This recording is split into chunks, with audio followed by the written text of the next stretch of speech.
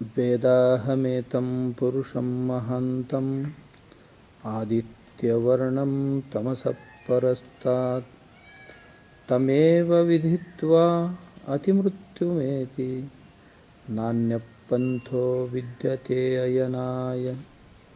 ओम शांती शांती शांती। सर्वांनाच नमस्कार.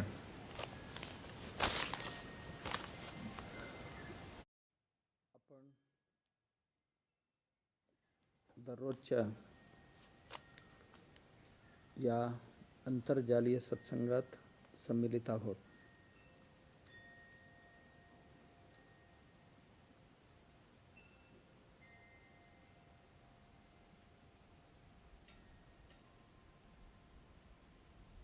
एक व्यापारी होते.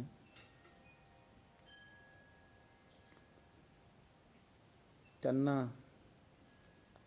3 मुले. अत्यंत सुसंस्कृत परिवार होता. वडील सन्मानाने गौरवान्वित म्हणून समाजात गणले जाणारे होते, कारण त्यांना त्यांच्या आई वडिलांनी लहानपणापासूनच तशी संस्कार दिलेले होते. यांनी पण आपल्या मुलांना लहानपणापासूनच चांगले संस्कार देण्याची प्रयत्न केली होती. आणि जसही मुले मोठे झाले किंवा मोठे होत निघाले, प्राथमिक शिक्षण होईपर्यंत बरी होते. माध्यमिक शिक्षणामध्ये प्रवेश केले तेव्हा थोडासा आई वडील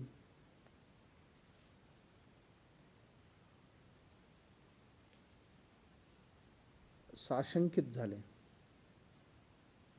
आणि जसही तिघेही कॉलेजला ॲडमिशन घेतले, मातापिता अस्वस्थ झाले.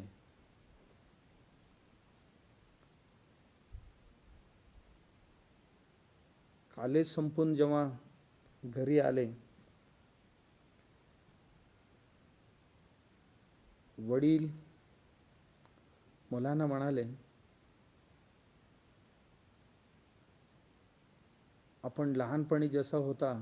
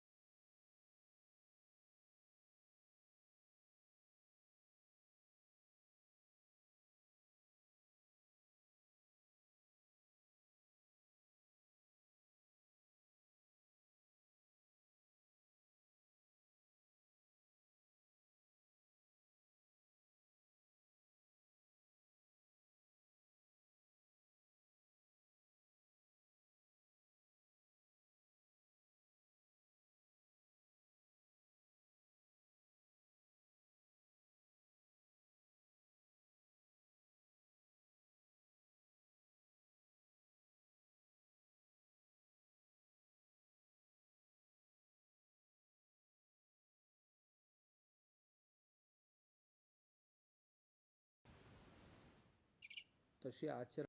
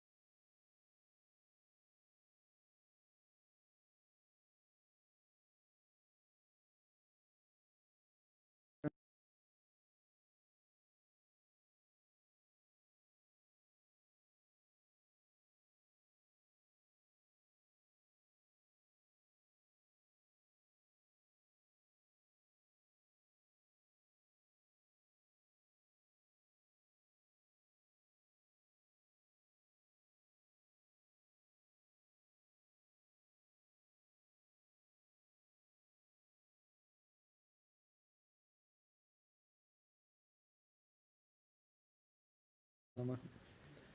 राजाधिराज सद्गुरुनाथ श्री भावराजाय नमः। राजाधिराज सद्गुरुनाथ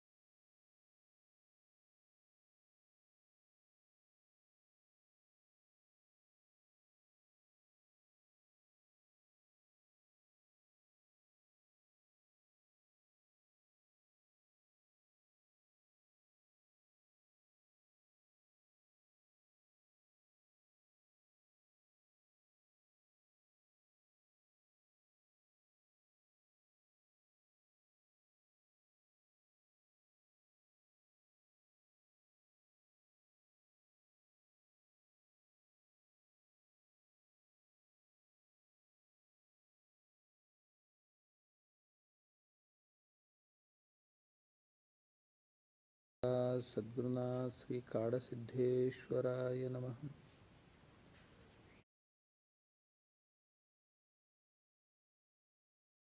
आणि म्हणाले हे उपडून काढ.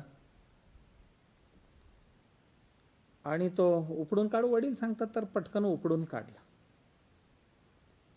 2 नंबरच्या मुलाला म्हणाले ही लहानसं झाड आहे, किती होते 1-2-3 फुटाचं लहानसं झाड आहे, हे उपडून काढ.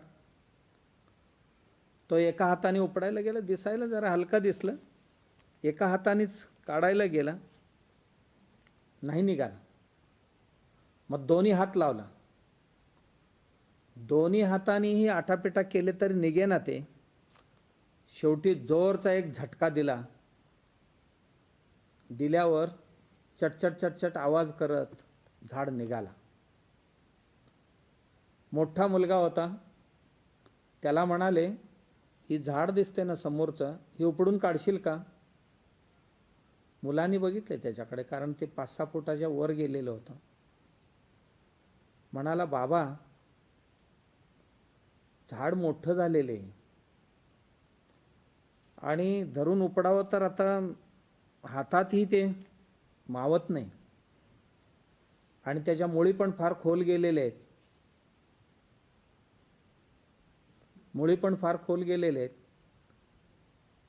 आणि आपला प्रयास हे व्यर्थ होईल असं मला वाटते आणि नाही निघणार म्हणाला. वडील म्हणाले असं कसं, आपणच लावलेले आहे, दुसऱ्यांनी कोण, आमच्या घरच्यांनीच लावलेले झाड आहेत, आपणच पाणी घातलेले आहे ना, आपणच खत घातलेले आहे, आणि आमचं नाही ऐकणार काही म्हणा. हो आपणच केले सगळे ठीक आहे, परंतु आता आपल्या हाताबाहेर गेलेले आहेत, नाही निघणार. वडील म्हणाले मग राहू द्या, या बसा म्हणाले. मुलांनो, ज्या काही दुर्गुण आपण शिकतो ना, लहान असेल पटकन निघून येतं, आणि त्याच्यापेक्षा जर जरासा बळकट झालेला असेल तर काढायला एक हाताने निघत नाही. जी तण 2 बोटाने काढला तो, का लहान होता अजून, आणि जरासा मोठा झालाय ना तो आता एक हाताने निघत नाही, दोन्ही हाताने निघत नाही, दोन्ही हाताने भरपूर प्रयास केल्यानंतर जोरचा झटका दिल्यानंतर निघाला. आणि तिसरं मी जे सांगितलं ना, तो आता निघण्याच्या स्थितीत नाही. तसेच आपल्या जीवनात बाळांनो, ज्या दुर्गुण शिरलेले आहेत ना, ते छोटी छोटी असतानाच काढून टाकलं चांगलं राहतं, आणि जरासं मोठे झाले की काढणं कठीण जाईल, आणि त्यापेक्षाही थोडंसं रुजले ना निघणार नाही. म्हणजे आपलं आयुष्यच बर्बाद करतील, आपले आयुष्यच बर्बाद करतील. अवांछित आहेत हे, वांछित नाही आहे, नकोसे झालेले आहेत हे सर्व, आणि चांगल्या जागेवर उगवलेले आहेत आणि नको झालेले आहेत, आणि आम्ही कधीही यांची अपेक्षा नाही केली, हे आपोआप उगवलेले, कारण आमच्या दुर्लक्षामुळे उगवलेले आहेत. आम्ही लवकर लक्ष दिलं असतं तर लवकरच गेले असते. तसं आपल्या जीवनात काही गोष्टी शिरता शिरता आपण जागे झालो तर काढून टाकता येतं, आणि काही गोष्टी इतकी आता मजबूत झालेत की त्यांना कुठेही नेलं, काही केलं तरी ते सुटत नाही, कारण ते अंगभूत होऊन गेलेले. आपलं जीवन मूल्यवान होण्याकरता असली तणं काढून टाकणं गरजेची असते. अवांछित गोष्टी त्यागणं अत्यंत गरजेचं असतं. आणि जी माणसं हे काढून टाकतील आणि चांगल्या गोष्टी लावतील, जीवनमूल्य पेरतील जीवनात, त्या जीवनमूल्यांना बाधा निर्माण करणारी तण ज्या त्यावेळी काढून टाकले तर व्यक्ती मूल्यवान बनते, किमतीची बनते. काल आपण तेच पाहत होतो. माणूस श्रद्धावान बनला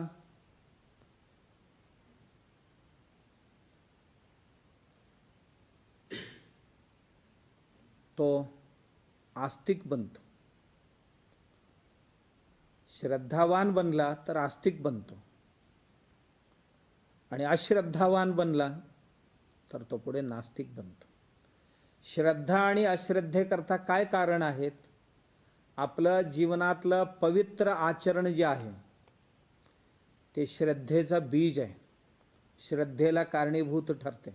श्रद्धा काय कोणी वरून आमच्यात ओतत नाही, कोणी आमच्यात पेरत नाही. श्रद्धा नावाचा गुण असा डायरेक्ट कोणतरी पेरावा असा नाही आहे. श्रद्धा कधी निर्माण होते? कुठल्याही व्यक्तीबद्दल आपल्या मनात दुसऱ्यांच्या एका व्यक्तीबद्दल दुसऱ्यांच्या मनात श्रद्धा कधी तयार होते? ज्या व्यक्तीबद्दल माझ्या मनात श्रद्धा निर्माण व्हायला पाहिजे ना, त्या व्यक्तीची आचरण पवित्र असावं लागतं. माझ्याबद्दल इतरांना श्रद्धा निर्माण व्हावं असं वाटत असेल तर माझी आचरण पवित्र असायला पाहिजे. आणि माझ्या आचरण पवित्र असतील तर कोणाला सांगावं लागत नाही. माणूस म्हणजे श्रद्धांचा एक गठोडा आहे, गाठोडे. अनेक प्रकारची श्रद्धा माणसांकडे असावी लागतात आणि ती श्रद्धा निर्माण होण्याकरता अनेक चांगल्या गुणांचा संग्रह करावा लागतो. आणि नुसता संग्रह करून ठेवून चालत नाही, ते आचरणातही आणावं लागतं. मी म्हटलं ना की बऱ्याच लोकांमध्ये श्रद्धा आहे, पण ती श्रद्धा कधी कधी फलित होत नाही. अनेक लोकांमध्ये श्रद्धेला कारणीभूत असणारे गुण आहेत चांगले, ते गुण केवळ असण्याने काहीही उपयोग नाही आहे. त्या गुणांचा आचरणात असणं गरजेचे असतं. सगळे गुण आम्हाला माहीत नाही आहे, माहिती आहेत आम्हाला, माहीत नाही असं कुठलीच गुण नाही. आम्हाला सगळ्या सद्गुण माहिती आहेत.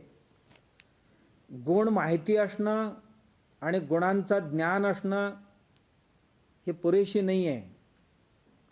त्या गुणांचं आचरण किती आहे कोणाला माहिती? जानामि धर्मम नचमे प्रवृत्ती, जानाम्यधर्मम नचमे निवृत्ती. दुर्योधन सुद्धा म्हणतोय जानामि धर्मम, मला धर्म कळतं, चांगलं काय ते कळतं, सदाचार काय ते मला कळतं, परंतु काय करू मी?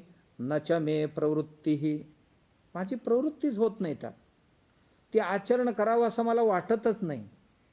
जानाम्य अधर्मम, मी अधर्म काय आहे हे जाणतो.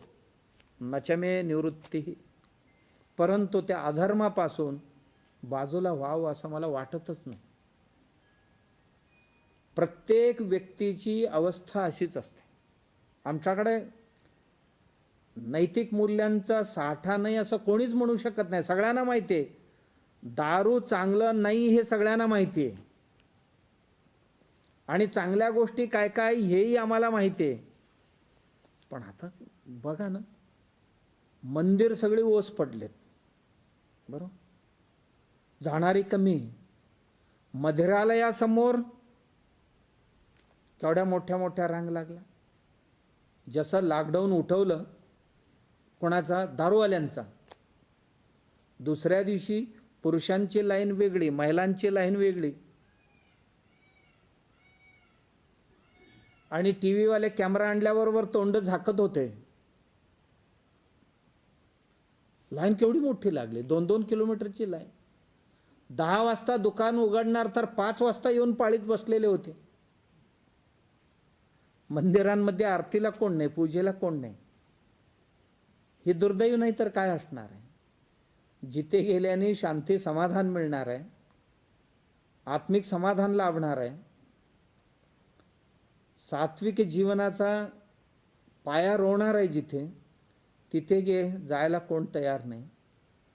जिथे गेल्याने जीवन उद्ध्वस्त होतो, तो मरतो, तो बिघडतो, त्याची जीवनचर्या बिघडते ते बिघडते आणि त्या घरच उद्ध्वस्त करतो. त्यांच्या मुलांनी कुठल्या तोंडाने सांगावं की काल रस्त्यावर पडलेले होते, त्यांची मुलं म्हटल्यानंतर त्यांनी काय प्रतिक्रिया द्यावी. शाळेत गेले तरी सुद्धा सतावतात मुलं, अन्य मुलं. याचा बाबा तो काल तिथे भांडण करत होता ना, काल तिथे पडला होता ना दारू पिऊन. त्यांचा आयुष्यभर ही हिंसा सहन करावं लागतं त्या पोराबाळांना, त्या महिलांना सहन करावं लागतं. हा झोखंड्या खात घराकडे जातो, अख्खं गल्ली उभं राहून पाहत असते. त्यांच्या पत्नीला कसं तोंड दाखवावं या गल्लीतल्या लोकांना कळत नाही. त्या मातापित्यांना किती वाईट वाटत असते, पण काय करू शकत नाही. काय कळत नाही का आम्हाला कळेल नाही कळेल म्हणून पुन्हा बाटलीवर लिहिले drinking is injurious to the health, cigarette smoking is injurious to the health, gutkha chewing is, तंबाखू chewing is, tobacco chewing is injurious to the health. चांगल्या लाल अक्षरांनी लिहिलेले वाचतो, मग नंतरच पाडतो. जानामि धर्मम. आम्हाला चोरी करू नये हे कळतं, दुसऱ्यांना फसवू नये हे आम्हाला कळतं, दुसऱ्यांना ठगवू नये हे आम्हाला कळतं, खोटं बोलू नये हे आम्हाला कळतं, तरीसुद्धा जाता जाता ढकलून देतो आपण 2-4 खोटं. जानामि धर्मम. धर्म कळते आम्हाला, मी समजतो ते. केवळ समजल्याने काही होत नाही. जसं की घरामध्ये पोतीत धान्य भरून ठेवल्याने पीक नाही येणार. पोतीत धान्य भरून ठेवलेले, माझ्या घरात सगळ्या प्रकारची धान्य आहेत, पीक नाही येणार त्याचा. पोतीत सर्व किंवा पोतीत डब्यात भरून ठेवलेले, माझ्याकडे ज्वारी आहे, बाजरी आहे, गहू आहे, सगळे कडधान्य आहेत, तैलधान्य आहेत माझ्याकडे, सगळ्या भाज्यांची बियाणे माझ्याकडे आहेत. काय येणार आहे का पीक? नाही. जसं केवळ ठेवल्याने येत नाही आहे, नेऊन जमिनीत टाकावं लागते, जमीन स्वच्छ असावं लागते आणि त्याला पाणी घालावं लागते आणि जरासं सूर्याचे किरण त्याला लागावं लागते, तेव्हा ते पीक मोठं होणार. केवळ धान्य भरून ठेवल्याने त्याचा कुठलंही पीक येणार नाही, प्रयोजन मिळणार नाही. तद्वतच बरीचसे जीवनमूल्यातले गुण मला माहिती आहे, माझ्या ह्याच्यात हृदयात मी साठवून ठेवले, बुद्धीत मी साठवून ठेवले. काय उपयोग आहे त्याचा? सगळ्यांना कळतं, सगळ्यांकडे आहेत. आचरणात आणण्याच्या वेळेलाच आपण हडबडतो, लडखडतो. उपयोग काय त्याचा? श्रद्धा अशीच उत्पन्न होत नाही, श्रद्धेला यांचा आधार लागतो. आणि जो माणूस चांगल्या पद्धतीने वर्तन करतो त्याच्यावर कोणालाही सांगावं लागत नाही की श्रद्धा ठेवा म्हणून. नाही, ती व्यक्ती फार चांगली आहे, विश्वास आपोआप ठेवतात त्यांच्यावर. ज्या व्यक्तीचे आचरण पवित्र आहे त्यांच्यावर विश्वास ठेवा, श्रद्धा ठेवा म्हणून कोणालाच सांगावं लागत नाही. मग आपल्यावर कोणाची विश्वास श्रद्धा? माझी आचरण चांगले पाहिजे. आजकाल परिवारात काय झाले, संशय वृत्ती जास्त झाली, परस्परांवर प्रचंड संशय, परस्परांवर प्रचंड संशय. संशय काय निर्माण होतो? शरीरावरचा मोह आणि आत्मविस्मृती या 2 गोष्टीमुळे माणूस नास्तिक बनतो, अश्रद्ध बनतो. शरीरावरील मोह आणि आत्म्याची विमुखता किंवा आत्मविमुखता किंवा आत्मविस्मृती एवढ्यामुळे माणूस अश्रद्ध बनतो, नास्तिक बनतो. म्हणजे काय? स्वतःचा शरीर आणि शरीर संबंधातील गोष्टींवर इतका मोहित होतो आणि त्याच्याकडे त्याग ना स्वार्थ निर्माण होतो त्याकरता. त्या स्वार्थापायी सगळे परार्थ विसरतो आणि त्या स्वार्थापायी इतका आंधळा बनतो माणूस, आपला एखादा प्रिय वस्तू आपल्यापासून दूर झाला की देवावर सुद्धा संशय घेतो, देवावर सुद्धा आळ घेतो. देवाने माझा असं नाही करायला पाहिजे होता, देवाने माझा तसं नाही करायला पाहिजे होता, असं देवावर सुद्धा शंका घ्यायला सुरू करतो. म्हणजे आपल्या ऐपतीपेक्षाही खूप पुढे जाऊन बोलायला लागतो. पण माझा मोह मला कारण आहे हे तो नाही सांगत. प्रत्येक व्यक्तीला इतिमितीत मोह प्रेम ही असायला पाहिजे, त्याच्यापेक्षा अधिक असून चालतं. केवळ माझ्या मोहावर हे जग चालणार नाही, माझ्या म्हणण्यावर जग नाही चालणार, हे निसर्गाच्या नियमाने चालणार आहे. आणि त्या निसर्गिक नियमाला किंवा ज्या विधिविधान आहेत त्या विधिविधानाला आपण सगळे बांधील आहोत. मी म्हणतो एवढा ऊन असायला नाही पाहिजे होता. आम्ही म्हणतो की यावर्षी पाऊस असं धडी मारायला नाही पाहिजे होता आमच्याकडे, पिकापुरतेच बरी आहे, आता माळ रानावरची पीक वाळायला लागलेत असं म्हणतो. पण आमच्या इच्छेप्रमाणे पडायला पाहिजे होतं, पण आता काय देवावर भरोसा, देवावरचा भरोसाच उडाली माझी असं म्हणतोय. सुरुवातीला पडलं त्या दिवशी होता, आता कमी झाल्यावर त्याचा उडाला, आणि ज्या दिवशी पडेल त्या दिवशी पुन्हा वाढणार. ही काही श्रद्धा आहे का, विश्वास आहे, काय म्हणायचं याला? म्हणजे सर्व काय माझ्या मर्जीवर, मी म्हणतो तसं चालायला पाहिजे. आमची मर्जी असं आहे, बांधावरचं झाडसुद्धा मला विचारूनच ते वाढायला पाहिजे. एक फांदी इकडे नाही गेला पाहिजे, एक फांदी तिकडे नाही गेला पाहिजे, अशी आमची मर्जी आहे. रस्त्यावरचे झाडसुद्धा मला विचारूनच वाढायला पाहिजे, ही आमची अपेक्षा आहे. आणि असा लाईनीत दिसायला पाहिजे, आणि एक फांदी मला जाताना येताना डोक्याला लागता कामा नये. म्हणजे या जगातल्या सगळ्यांचं स्वातंत्र्य हरण करून मी एकटंच स्वतंत्र आहे असं माणूस म्हणतो. जगातले सगळे मलाच विचारून वागायला पाहिजे. माझ्या कुत्र्याने बसायचं कुठे, मी जिथे म्हणेन तिथेच बसायला पाहिजे. ते चुकून जर बाजूला बसला मग त्या कुत्र्याचा काय खरं नाही, कारण मी त्याला अन्न घालतो. अन्न काय देव घालतो, निर्माण देवाने केलेले आहे, फक्त मी तिथलं आणून इथे घातलं एवढंच. पण माझ्या मर्जीप्रमाणेच ते बसायला पाहिजे, उठायला पाहिजे, माझ्या मर्जीप्रमाणेच भुंकायला पाहिजे. ते माझ्या घरातलेही जनावरं माझ्या म्हणण्याप्रमाणेच वागायला पाहिजे. माझ्या घरातलं मांजर केवळ उंदीरच पकडला पाहिजे, चुकून सुद्धा दूध खाता कामा नये, भाकरीला तोंड लावता कामा नये. आम्ही म्हणतो मांजरांनी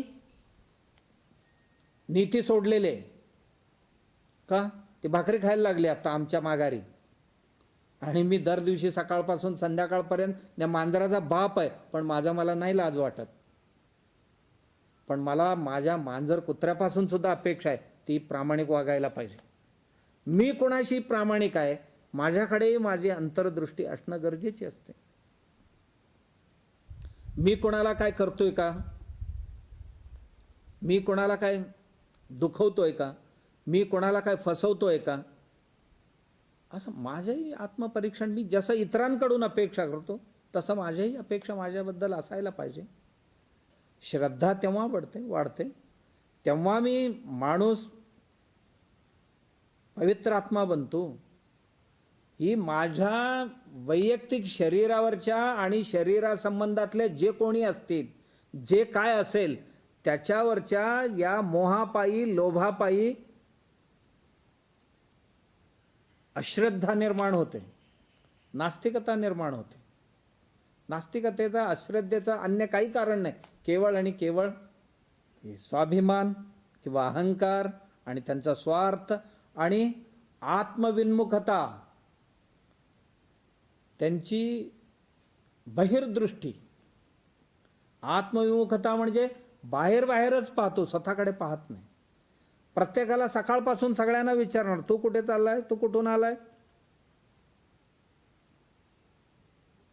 कोणाला भेटणार आहे, काय करणार आहे, सगळी जगाची चौकशी करेल, पण स्वतःबद्दल कधी नाही विचारणार. तू कुठून आलास, का आलास, कुणी पाठवले तुला, कुठे जायचं आहे, काय करायचं आहे, सगळे प्रश्न आम्ही इतरांना विचारू.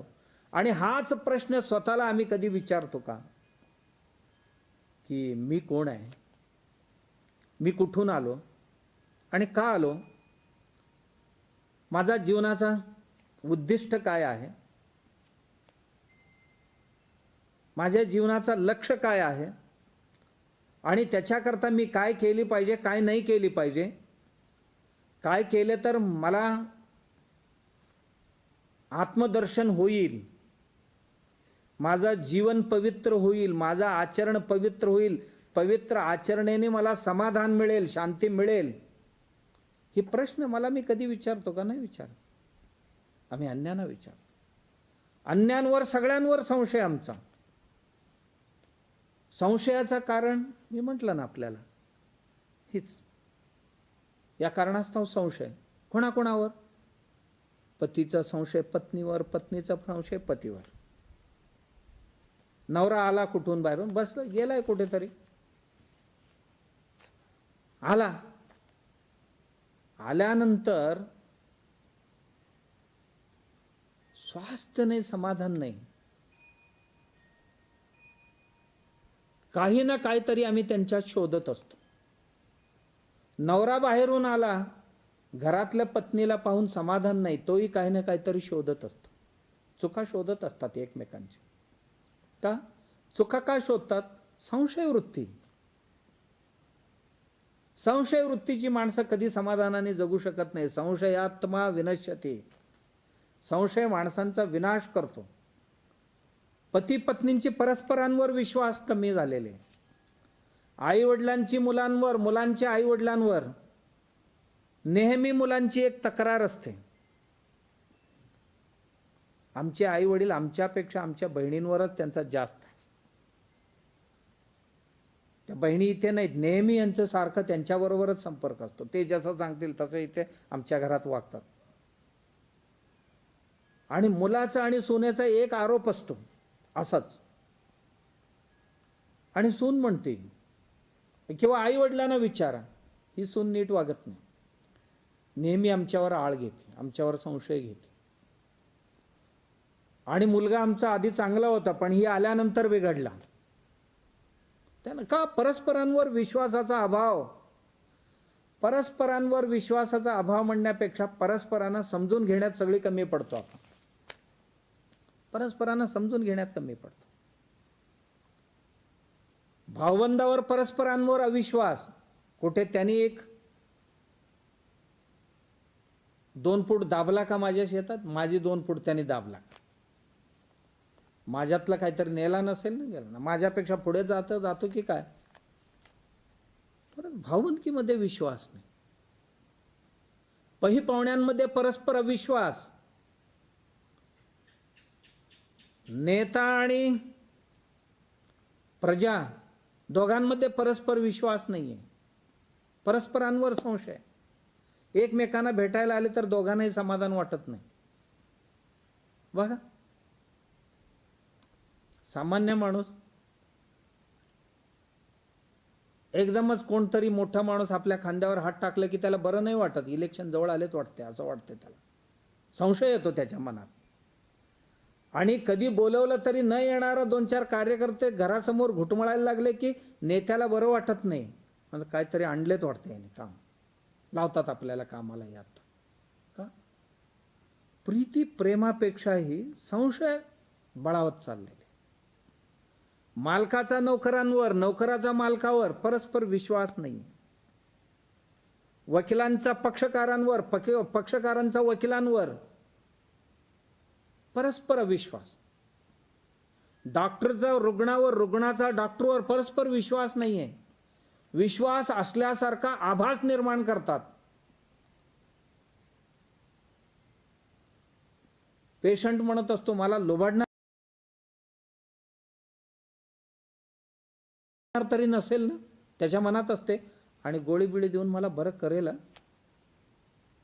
बरं करेल डॉक्टर खरे, पण असं तरी नाही करणार ना. डॉक्टरना असं वाटत असते मी सगळे उपचार करेपर्यंत हे ठीकठाक राहील आणि घरी जाताना मला गंडवणार नाही ना, असं त्यालाही वाटत असते. असं परस्परांमध्ये, गुरूंचा शिष्यावर नाही, शिष्याचा गुरुवर नाही, परस्पर अविश्वास. अविश्वास. याकरता आपण एकच करून घेतली पाहिजे की आपल्या जीवनमूल्ये जे आहेत, ज्यांना आपण नीती म्हणतो, नीतिमूल्य म्हणतो, त्यांच्या अभावामुळे ह्या सर्व गोष्टींचा प्रादुर्भाव होतो. यांना ठीकठाक करण्याकरता काय करता येईल, आपण कसे आपल्या आचरणामध्ये सुधारणा घडवून आणता येईल, माझं जीवन कसं सुधरेल, माझ्या आत्मपरीक्षण मी कसं करू शकेन, माझं आत्मपरीक्षण मला कसं करता येईल हे मी पाहणं गरजेचे. याच्याकरता सगळ्यात महत्त्वाचा माझी विश्वास, श्रद्धा आहे ना, कोणाकोणावर पाहिजे? जे आचरण संपन्न माणसं माझ्या देशात होऊन गेलेले आहेत, महापुरुष होऊन गेलेले आहेत, त्या महापुरुषांवर आपली श्रद्धा पाहिजे. महापुरुष जे होऊन गेले, आपली पूर्वज ज्या ज्या समाजात, ज्या ज्या देशात होऊन गेलेले आहेत, त्यांच्यावर नितांत श्रद्धा असणं गरजेचं असतं. बऱ्याच लोकांना आपली पूर्वज कोण होते हेच माहीत नाही, असले तरी श्रद्धा नाही. का? आमच्या कमजोर वृत्तीमुळे म्हणा, आमच्या नीतिमूल्यांचा अभावामुळे म्हणा, आमचा भोगवादी प्रवृत्तीमुळे म्हणा, चांगल्या लोकांकडे पाहण्याकरता आम्हाला वेळ नाही, चांगल्या लोकांचे ऐकण्याकरता वेळ नाही, चांगले लोक लक्षात ठेवण्याकरता सुद्धा आम्हाला शक्य होईना झालेले. कुठलंही देश मोठं होण्याकरता त्या देशातल्या पूर्वजांचं स्मरण करणं, त्यांच्यावर श्रद्धा विश्वास ठेवणं नव्या पिढीला अत्यंत गरजेचं असतं. त्या राष्ट्रपुरुषांचा स्मरण, ज्या राष्ट्रातल्या राष्ट्रपुरुषांचा स्मरण तिथल्या प्रजांना नसतील तर ती प्रजा त्या देशाची प्रजा म्हणून घेण्यास लायक राहणार नाही. राष्ट्रपुरुष आहेत अनेको देशाची. आता ब्रिटनमध्ये गेलो, शेक्सपियर आणि बर्नार्ड शॉ राष्ट्रपुरुष आहेत.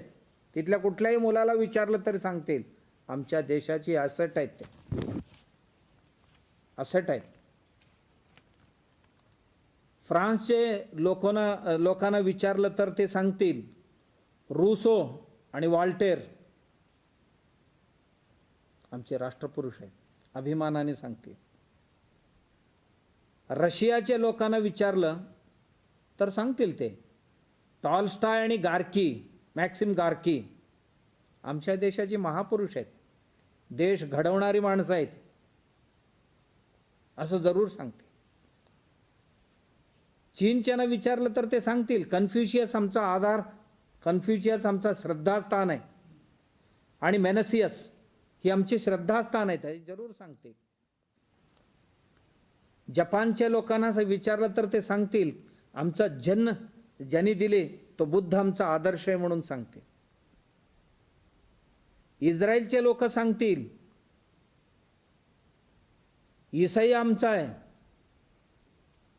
आणि मोसेस आमचा आहे, ज्यांच्यामुळे आम्ही इस्रायली बनलो, जरूर त्यांची नाव सांगतील.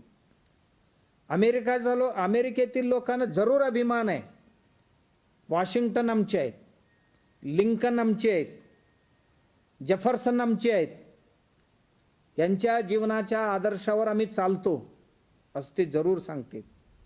अरेबियन लोकांना विचारलं तर सांगतील महम्मद आमचे आहेत, पैगंबर आमचे आहेत, ज्यांच्या रस्त्याने आम्ही चालतो, ज्यांच्या वाटेवर आम्ही चालतो. पण आम्ही भारतीय लोकांना कोण नाही आहे का विचारलं. बऱ्याचशा कॉलेजमधल्या पिढीनं विचारलं. मी फेसबुकवर पाहत होतो कधीतरी एक व्हिडिओ, कॉलेजमध्ये शिकणाऱ्या मुलांना विचारत होते की कृष्ण कोण होते. कृष्ण हां कोणतरी होते कन्हैया. ते राम कोण होते, त्यांचं राज्य कुठे होतं. कृष्ण कोण होते, त्यांचं राज्य कुठे होतं माहीत नाही आमच्या बऱ्याच लोकांना. हां नाव जरी माहिती असला तर त्यांची जीवन माहिती नाही. आम्ही भारतीय आहोत, सगळे भारतात राहणारी मंडळी. आमच्या देशाची आदर्श पुरुष आम्हाला माहीत नाही. आणि काही मंडळी तरी आम्ही आदर्शच मानत नाही म्हणतात. का?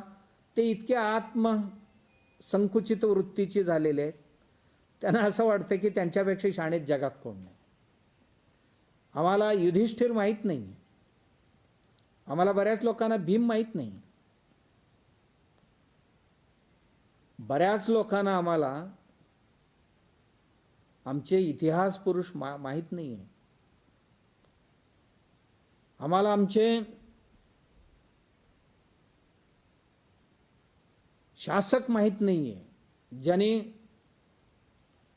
या देशाचा सन्मान वाढवला. आम्हाला राणा सांगा माहीत नाही आहे.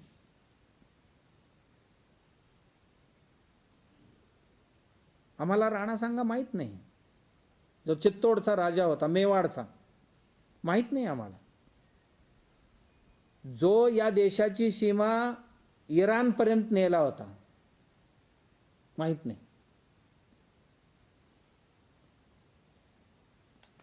अफगाणच्या सगळ्या सरदारांना एकत्रित करून आपल्या बाजूला घेऊन त्यांच्याच मार्फत बाबर बरोबर लढाई केलेला माणूस राणा सांगा, माहीत नाही आम्हाला. आम्हाला माहीत नाही. आम्हाला ललितादित्य पीड माहीत नाही, जो काश्मीरचा राजा होता एकेकाळी. आम्हाला पंजाबचा राजा कोण होता माहीत नाही, अखंड पंजाबचा माहीत नाही. बऱ्याच लोकांना कृष्णदेवराय माहीत नाही, जी विजयनगरचं साम्राज्य 300 वर्ष निरंतर टिकले. कुठलंही साम्राज्य 100-150 वर्षापर्यंतच टिकते, त्याच्यापुढे टिकत नाही. हे 150 वर्ष राहिले, इतिहासात नाही वाचायला मिळत, नाही माहिती आम्हाला.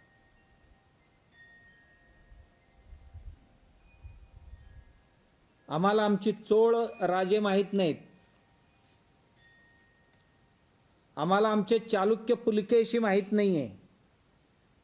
चक्रवर्ती होते एकेकाळी, उत्तरेपासून दक्षिणेपर्यंत राज्य करणारा.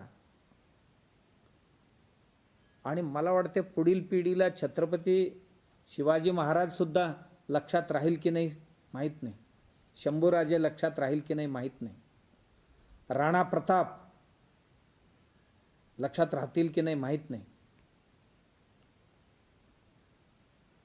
आणि आम्हाला जे आमचे देशाची कवी वाल्मिकी, व्यास, काळिदास, भारवी, भास, बाणभट्ट, हे सगळ्यांच्या लक्षात, कल्हण, बिल्हण, हे माहिती राहतील, लक्षात राहतील की नाही माहीत नाही. बऱ्याच लोकांना नावच माहीत नाही.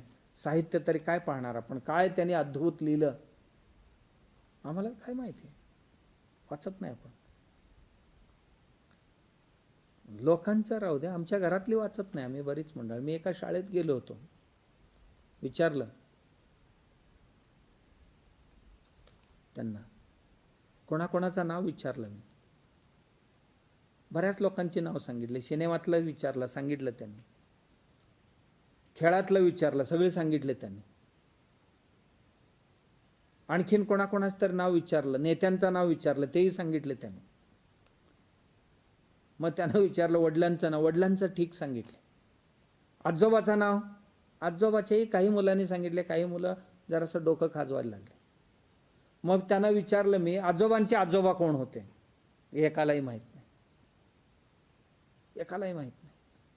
म्हणाला लोकांची नावं लक्षात ठेवताय आणि आजोबाचे आजोबा माहीत नाही तुम्हाला. म्हणे आजोबाचे आजोबा कशाला लक्षात ठेवायचं म्हणाले. ज्यांनी हे घराणं दिलं तुम्हाला, ज्यांनी ही आस्ती तुम्हाला दिली, तुमच्या जन्माला जे कारणीभूत ठरले, कशाला ठेवायचं त्यांना लक्षात. म्हणजे किती आस्था. बऱ्याच लोकांना आम्हाला माहीत नाही. एवढंच नाही, बऱ्याच लोकांना उद्या गणेश जयंती साजरे करणार, गणपती उत्सव येणार आहे, आणि मंडपात जेवढे आहेत ना उत्सव करणारे, त्यांना विचारायचा गणपती उत्सव का करायचा, हे काय असते, काय असते. मग गणपती कोण होते, कोण होते, त्यांच्याकडनं ते कोण होते आणि काय साध्य केले त्यांनी, त्यांच्या जीवनात त्यांनी काय केलं आणि त्यांची पूजा का करावं आणि कशासाठी करताय असं विचारलं तर आमच्यातले 90 नाही 99% लोकांना माहीत नाही. आणि याच्यापेक्षाही दुर्दैवाची गोष्ट आमच्यासाठी काय असणार आहे? आम्हाला कुठल्या कुठल्या गोष्टी नको ते सगळी माहिती आहेत, हवं ते माहीत नाही. आम्हाला विचारलं छत्रपती शिवजयंती करायचं आहे, छत्रपतींची 2-4 जीवनातली घटना सांगा म्हटलं तर काय सांगणार आम्ही? आम्हाला आमच्या देशातली या महापुरुषांची जीवन किती लोकांना माहिती, आमच्या देशात किती समाज सुधारक होऊन गेले सांगा म्हटलं तर किती लोकांची नाव सांगणार आहोत आपण? नाही सांगू शकत, नाही सांगू शकत. महापुरुष या देशात त्यागी, बैरागी आणि राष्ट्रासाठी समर्पित किती लोक होऊन गेलेले नाही सांगू शकणार. आमच्या देशातली शिल्पशास्त्राची जनक कोण कोण आहेत सांगा म्हटलं तर काय सांगणार आहे आम्ही?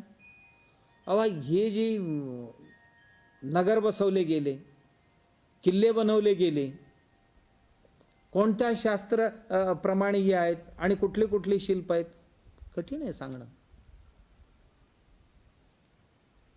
नाही सांगू शकत. लेणी भारतात आहेत तेवढी जगात कुठे नसतील. होय, हे लेणी बनवणारी कोण होते आम्हाला नाही माहिती. जरा असं विचारलं हां ती हेमाडपंथी वाटतंय,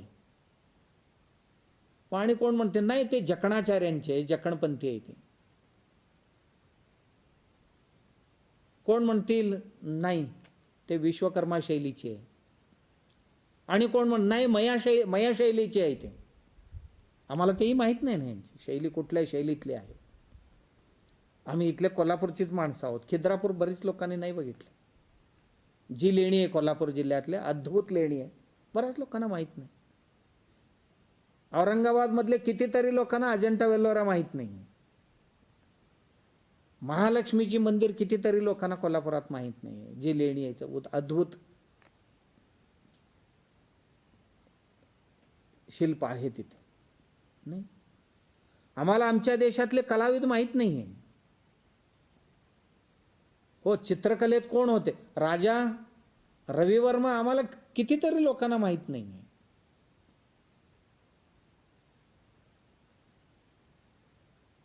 आमच्या देशातले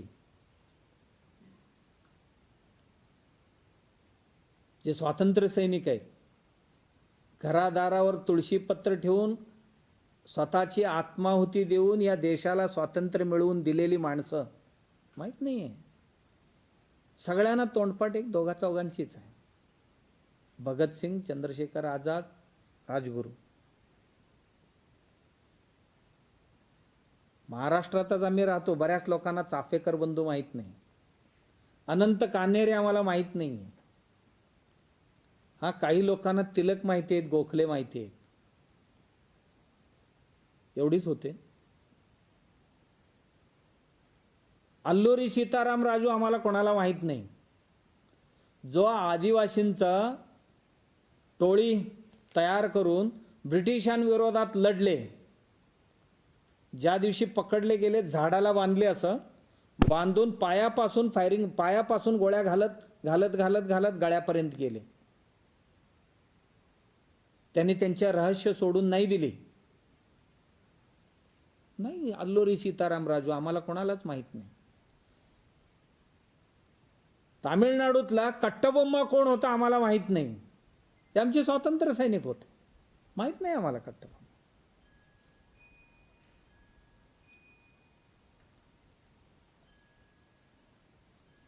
बऱ्याच लोकांना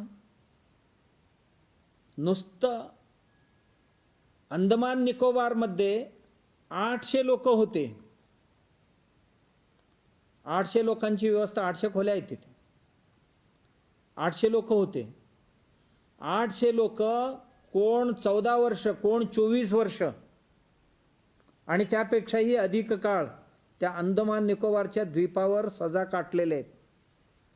त्यातले 10 लोकांची नाव सांगा म्हटलं तर आम्हाला कोणालाही येणार नाही. ज्यांनी या देशासाठी रक्त सांडलं, देशासाठी बलिदान दिलं, त्यातलं 10 लोकांची नाव आम्हाला माहीत नाही.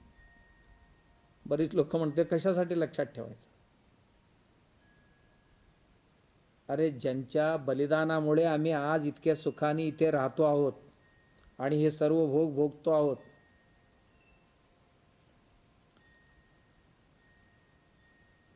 सेल्युलर जेल आणि त्यात राहणारी माणसं काय कसं काढले असतील दिवस. बाहेर आला तर ढास खाऊन टाकत होते. आतमध्ये त्या सेल्युलर जेलमध्ये जे खायला देत होते ना, खाण्यालायक नव्हतं. एकच मडकं द्यायची, संडासही त्यातच करायचा, लघवी त्यातच करायचा, दिवसभर तिथेच ठेवायचा. आणि पुन्हा कैद्यांकडनंच ते संडास लघवी केलेले भांडी हाताला असा 100 लोकांची एकच साखळी बांधायची. एका बारला साखळी लावून सगळे 100 न्यायचं जंगलात, झाडं तोडायला लावायचं, काम करायला लावायचं. पायाला साखळदंड, हाताला साखळदंड, गळ्याला साखळदंड. आणि 40 पाऊंड खोबरेल तेल काढायचं एकेकाने घाणीत. 40 पाऊंडचे खोबऱ्याची तेल काढायचं. काय ओढणं एवढं सोपं आहे का? नाही ओढलं तर चाबकाने मारत होते. कोणत्या पुरुषार्थासाठी हे सहन केले असतील? कोणत्या पुरुषार्थासाठी सहन केले असतील? आणि त्यात ज्यांना ज्यांना शिक्षा होतील त्यांना तिथेच फाशीची खोली. दर दिवशी 2-3 फासावर जायचं आणि 2-3 नवीन यायचे. कशासाठी भोगले असतील? ज्या सावरकरांच्या घरातली सगळीचे सगळी स्वातंत्र्य युद्धात आहुती दिली स्वतःला आणि घरदार सगळे सरकारने जमा करून घेतली. महिला नेसलेल्या कपड्यावर बाहेर पडल्या. आज ह्या देवळात, उद्या त्या देवळात, अशा पद्धतीने फिरले. आणि आज आम्ही त्यांच्यावर वादविवाद करतो.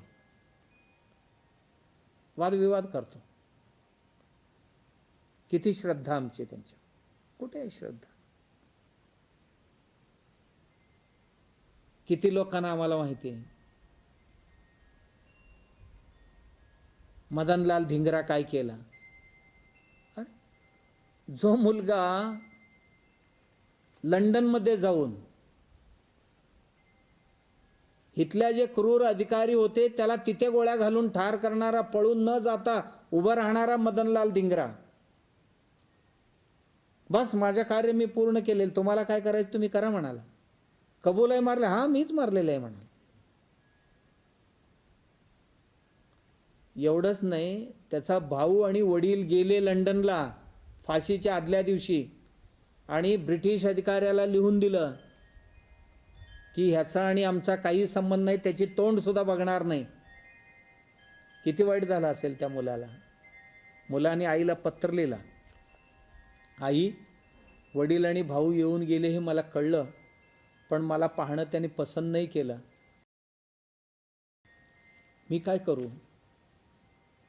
बहुतेक माझ्यामुळे त्यांना भविष्यात त्रास होईल असं वाटलं असावं, म्हणून मला भेटू इच्छिले नाही. आणि त्याने सांगून टाकलं की हा आमचा मुलगा नाही आहे आणि आमचा संबंध पिता पुत्रांचा राहिलेले नाही, असं लेखी लिहून देऊन गेला. आई मी जरूर अपराधी आहे, तुमचा अपराधी आहे. मग भारतासारख्या माझ्या मातृभूमीला खूप काही देऊ शकलो नाही, फक्त माझा थोडा रक्त देतोय. आणि मला असं वाटते आईची ममता खूप असते म्हणतात. मुलाच्या छोट्याशा अपराधासमोर आईची ममता 1000 पटीने अधिक असते म्हणतात. माझी एवढी छोटीशी अपराध तुम्ही नाही मान्य करणार. मी अपराध म्हणजे असं नाही केलं की मी अपराध म्हणजे वृद्धाप्य काळी तुम्हाला सुख समाधान द्यायला पाहिजे होतं, न देता चाललो माझ्या मातृभूमीसाठी चाललो. आणि मी कृतार्थ आहे, समाधानी आहे. अख्खा देश हलवणाऱ्या एका माणसाला मारून टाकलं मी.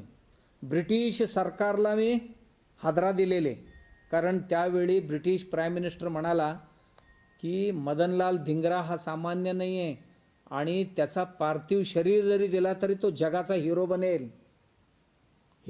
तो हिरोचाही म्हणाला.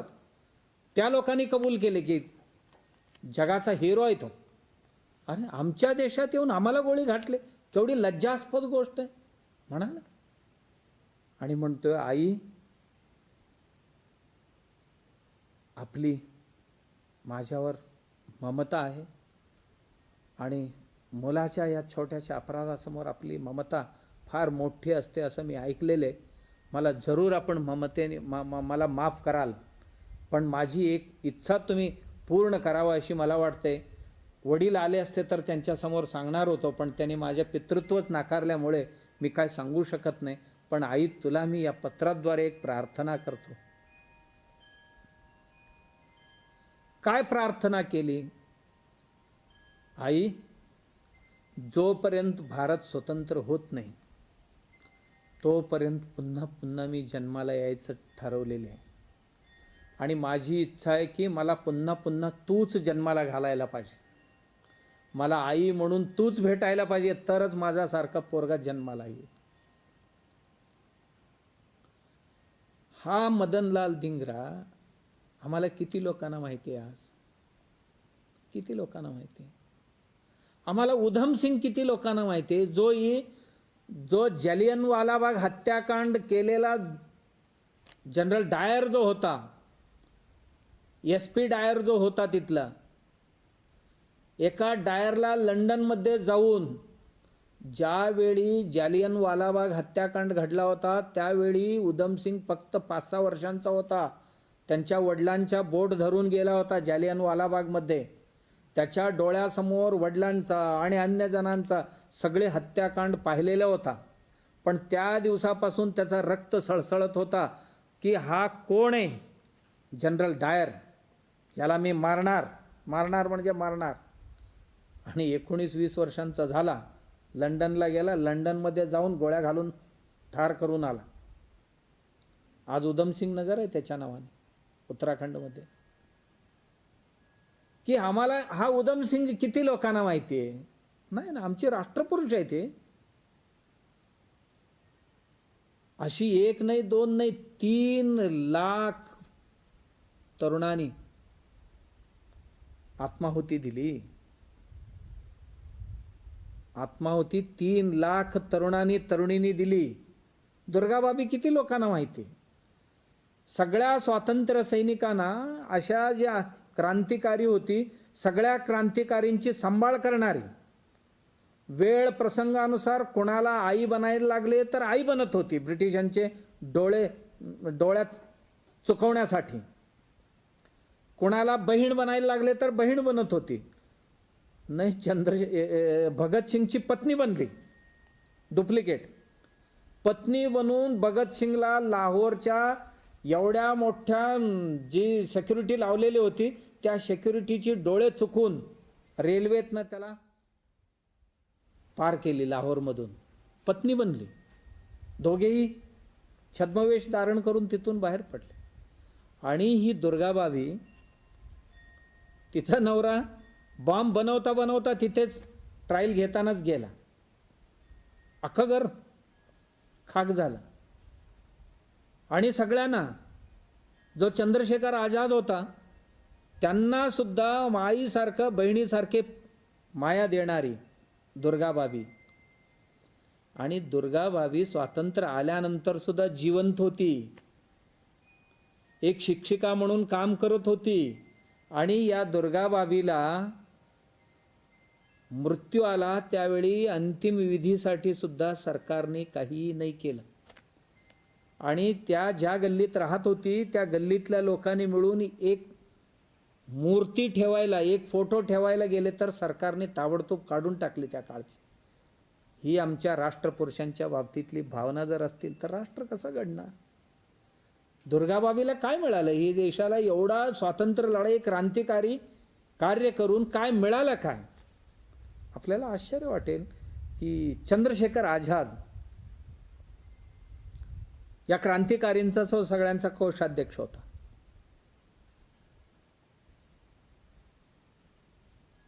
गरीब घराण्यात जन्माला आलेला मुलगा.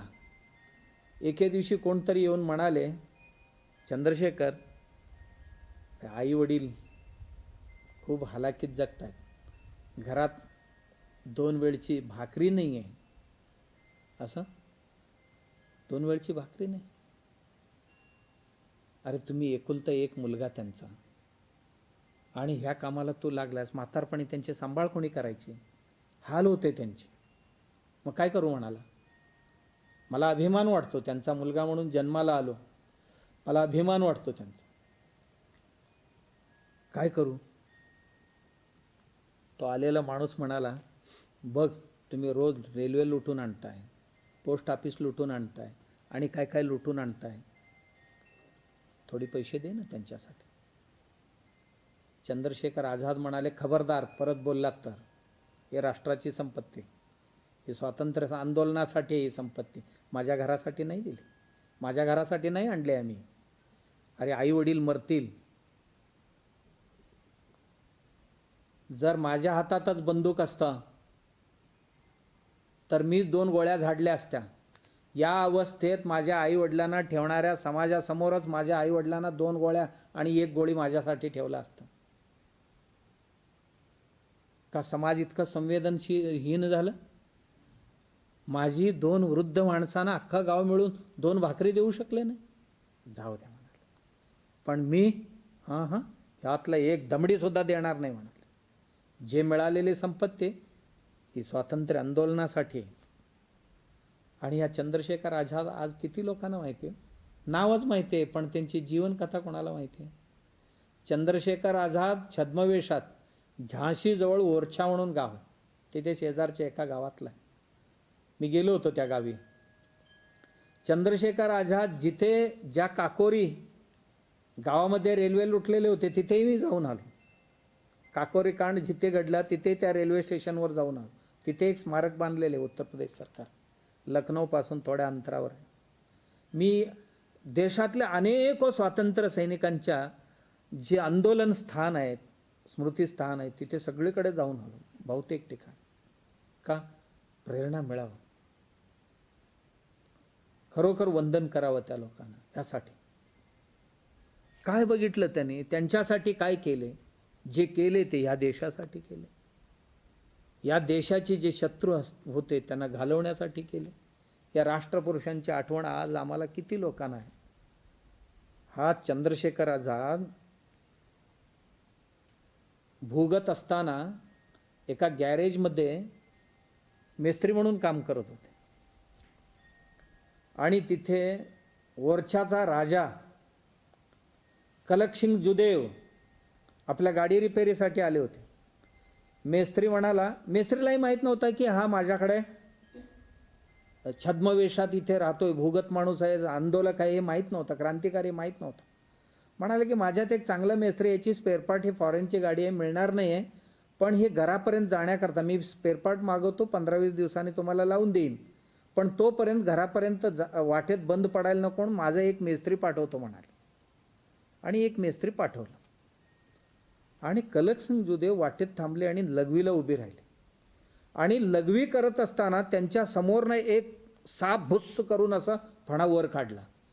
काढल्याबरोबर हा जो मेस्त्री होता बाजूला उभा होता तिथेच, आता येईल राजांवर म्हणून असा एक फायरिंग केला, छोटासा पिस्तूल होता, फायरिंग केला, तर एका ह्याच्यात साप मारला गेला. राजा कलकसिंग जुदेवला शंका आली की एवढा नेम धरून मारणारा कोण आहे. त्याला म्हणाले, खरं सांग तू कोण आहेस. म्हणाला, मी घरी गेल्यानंतर सांगतो तुम्हाला सोडल्यावर. घरी गेल्यानंतर गाडी लावल्यानंतर राजा त्याला आतल्या खोलीत घेऊन गेले. खरं सांग म्हणाले, तू मेस्त्री नाही आहेस, एवढा शार्प शूटर आहे म्हणजे कोण आहे, कुठे प्रशिक्षण घेतलं आहेस सांग. तो म्हणाला, मी चंद्रशेखर आझाद आहे. कशासाठी घेतलं आहेस. ब्रिटिश अधिकाऱ्यांना मारण्यासाठी हे प्रशिक्षण घेतलेलं. मग इथे मेस्त्री म्हणून मी भूगत आहे, दुसऱ्या गुन्ह्यांमध्ये मी वांटेड आहे, आता वांछित आहे. मग कलकसिंग जुदेव म्हणाले, बेटा असं कर, इथून पुढे तुला काहीही लागलं, कितीही लागलं तर इथे येऊन घेऊन जात जा. जाणं येणं सुरू झालं. आणि ब्रिटिश सरकारला कळलं की कलकसिंग जुदेवशी चंद्रशेखर आझाद जुळलेले आहे. हे कळल्यानंतर ओरछा संस्थान काढून घेतली आणि कलकसिंग जुदेवाला भिकाऱ्यासारख्या रस्त्यावर ढकलून दिली. राजाही नाही, मर्दच होता राजा. ओरछाचा राजा राज्य त्याग करून तिथेच जंगलात एक कुटीर करून राहत होते. आणि नुसतं कुटीर नव्हता, बॉम्ब तयार करण्याची फॅक्टरी होती. कलकसिंग जुदेवांची झोपडी म्हणजे. आणि सगळ्या स्वातंत्र्याचे क्रांतिकारी तिथे येत होते, जात होते. कलकसिंग जुदेव असाच प्राण सोडले राष्ट्रासाठी. आम्हाला किती लोकांना माहिती आहे की कलकसिंग जुदेव या राष्ट्रासाठी राज्य परित्याग केलेले होते? किती लोकांना माहिती आहे? नाही ना. आम्हाला क्रांतिकारी जर पाहायचं असेल तर कुठे पाहावं? का बंकिमचंद्र चटर्जींची का आनंदमठ आम्ही कधी पाहिलेले आहोत का? आनंदमठ कादंबरी वाचायला पाहिजे. या देशासाठी संन्याशांनी काय केले हेही लक्षात येईल. या देशासाठी महिलांनी किती मोठं योगदान दिलेले माहिती पाहिजे. 1857ची स्वातंत्र्य समर सावरकरांची आम्ही किती लोकांनी पाहिलेले आहोत? नाही पाहिलेले आहोत. पाहायला पाहिजे. हे राष्ट्रपुरुष आहेत आमचे. रामप्रसाद बिस्मिल्ला आम्हाला किती लोकांना माहिती? सुशील कुमार लाहिरी आम्हाला किती लोकांना माहिती? नाही. असे हजारो नाही, 3 लाख युवक. आम्हाला जगदीशपूरचा बाबू कुंवर सिंग कुठे माहिती आहे?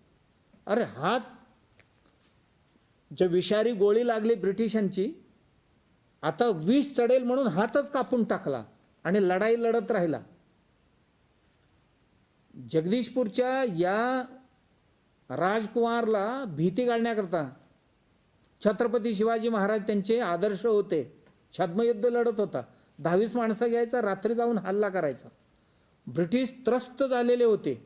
त्याला धास्ती निर्माण करण्याकरता गंगा किनाऱ्यावर 5 मैल असं माणसं लटकवलेले होते की कलकसिंग जुदेवांची जे राखण करणार होते, पाठराखण, त्यांची प्रेत असा भालाभरचीवर सुद्धा मुंडकं लावलेली होती. झाडाला माणसं टांगलेली होती. असा 5 किलोमीटर धास्ती निर्माण. नाही घाबरला. किती लोकांना माहिती आहे आमच्या लोकांना की बाबू कुंवर सिंग कोण होते? नाही ना. म्हणून अशा लोकांची जर स्मरण असेल तर आपणही चरित्रपुरुष बनावं असं मनात इच्छा निर्माण, कमीत कमी त्यांच्याबद्दल कृतज्ञता निर्माण. कृतज्ञतामध्ये श्रद्धा असते, श्रद्धा निर्माण करते. मग आम्ही कशाला नास्तिक बनू? देव राहिला बाजूला. हे धर्म आहे आमचा, राष्ट्रधर्म आहे. म्हणून आम्हाला आस्तिक बनण्याकरता पवित्र आचरणांची गरज आहे. आणि शरीरावरची मोह त्यागणं, आत्मविन्मुखता त्यागून आत्मसम्मुख होणं गरजेचे. त्याच्याकरता थोडा सत्संग वगैरे, थोडीशी साधना ही गरजेची असते. आणि जरूर ते करूया. आपण आस्तिक बनूया. नास्तिकांच्या संगतीत नास्तिक नाही म्हणा. नास्तिक कधीही राष्ट्रप्रेमी असत. नास्तिक नेहमी कधीही कोणालाही मोठं मानत नाही. नास्तिक स्वतःलाच मोठं समजतो, जगात कोणालाही मोठं समजत. त्याचं ज्ञान खूप छोटं असते, पण तो खूप मोठं स्वतःला समजतो. आणि 2-4 वाक्य तोंडपाठ केलेले असतो आणि तेच सगळीकडे फेकत असतो. आणि त्याला वाटते की माझ्या प्रश्नाला कोण उत्तर देत नाही. का? लोक म्हणतात कुठे दगड टाकून अंगावर उडवून घ्यायचं. त्याला वाटतं की ही सगळी मला घाबरतात. अशा प्रवृत्ती. असं नाही. आपण चरित्रपुरुष बनूया आणि सश्रद्ध होऊया. आणि लोकही आपल्यावर श्रद्धा ठेवतील अशा पद्धतीची आचरण आपलं करूया. आणि अशी आचरण करण्याची बुद्धी, शक्ती सद्गुरू आणि भगवंत सर्वांना देव. गुरुचरणी प्रार्थना. राजाधिराज सद्गुरुनाथ सिद्धरामेश्वराय नमः. राजाधिराज सद्गुरुनाथ श्री भाऊराजाय नमः. राजाधिराज सद्गुरुनाथ श्री काडसिद्धेश्वर.